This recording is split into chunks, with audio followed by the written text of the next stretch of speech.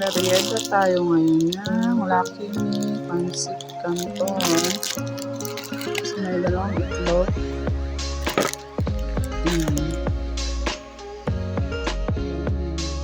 So, ayan na guys. Luto na pong ating Pancit Canton na may itlog. So, natakam lang po ako sa isang vlogger na nagluto siya ng ganito eh. Ang sarap. Parang na-miss ko bigla. Pero bihira lang naman po ako kumain ng ganito.